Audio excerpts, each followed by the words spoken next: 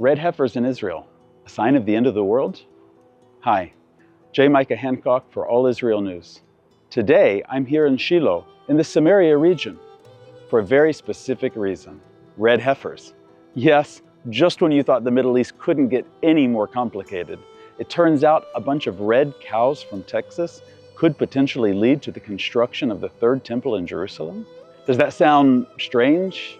Well, maybe not as strange as the arrival of the red heifers to Israel being one of the reasons for the October 7th Hamas attacks. But that's exactly what Hamas is claiming. So strap in, because we're about to dive into a world where ancient prophecies and modern geopolitics collide in unexpected ways. According to rumors and speculation on the internet, the arrival of the red heifers to Israel is one of the last steps before the establishment of the third temple, the war of Gog and Magog, and the coming of the Antichrist. Even Muslim commentators have drawn attention to the red heifers. For example, Hamas spokesman Abu Abada said the Jews bringing red cows to Israel was part of the reason for the Al-Aqsa flood on October 7th. According to them, the arrival of the red heifers in Israel is a sign that the Jews will soon try to rebuild their temple, possibly even destroying the Dome of the Rock and the Al-Aqsa Mosque, all in preparation for the coming of Mashiach. But what is the story of these red heifers, and how did they come to Israel? Join All Israel News as we find out.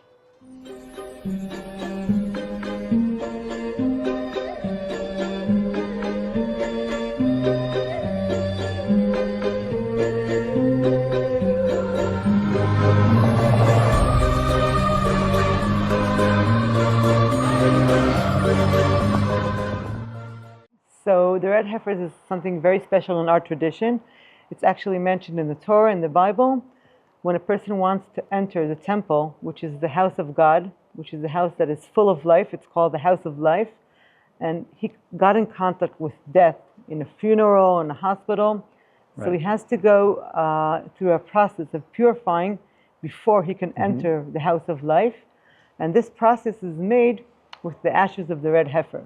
So the red heifer is actually the key for entering the temple. So that's why it's something very significant. 2,000 years they were waiting to find the red heifers. It's something very hard to find. Yeah. And finally, now we have here the red heifers in Shilo in Israel. So very beautiful ones too. They're very beautiful. So it's a special kind of cow called Red Angus, a special breed. That they're in the right color. Their color is not red like ketchup, but more like brownish red. Right. And the special thing about them that they can't have even two hairs on different color. So it was very hard to find. And finally, they found 5 of them in farms in Texas, and they were brought here to Israel. So it's a big thing in our tradition. And if you wanted to explain, there have been a lot of conspiracy theories and different ideas going around. If you wanted to explain to somebody in the world, why is this a good thing? Okay. So the temple, the house of God, it says in the Bible, it's the house of love and prayers and peace for all nations. Right. It's the house that will bring blessings for all people, including the Muslims. Right. And our role as the Jewish people is to bring this light and the teaching of God to the whole world in peaceful ways, in loving way. This is our role. And the temple stood on the Temple Mountain 2,000 years ago. Right. This is a place that the world was created, and this is a place that the presence of God is most strong in this place. Right. So that's why the temple should be there for the light to be able to come to all nations, for everybody to be inspired from it and enjoy from it. Yeah. Actually, even in the New Testament, there is a passage where Jesus, in Hebrew Yeshua, he comes to the temple and he quotes from the prophets and says that it's written that my house will be a house of prayer for all nations. And so I think that that's something that even everybody around the world can understand, that okay, this is not just one group of people saying, we want this, but this is a place of blessing. For all nations. What I find interesting about this whole situation, we heard earlier the story of how the red heifers were found and brought here, and there was a long period of time where every time they would hear about red heifers and go and look, it was already disqualified. Right. Had red hairs and white hairs growing together, or black hairs. There was something that happened. And here, in a very, you could almost say miraculous way, we got a bunch all at one time. The way they came to Israel was also a unique story. It involves the nations cooperating with.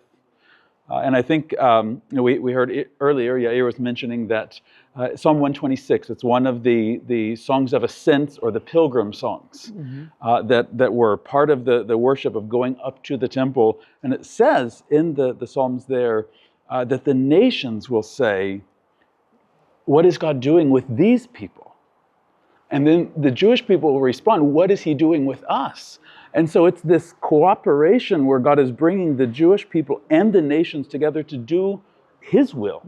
And when we look at the history, even of the nation of Israel, there was not support for the founding of the nation of Israel for many years. And then in a short period of time, God changed the situation. The nation of Israel was founded, and then the world went back to not wanting it. And in the same way, I think that this is another story showing how there are times and things that happen, and they happen in the will of God. Right. I feel it very strongly. Also, I'm a daughter of founders of Shilo. My parents came here in 1978 when all this area was completely empty.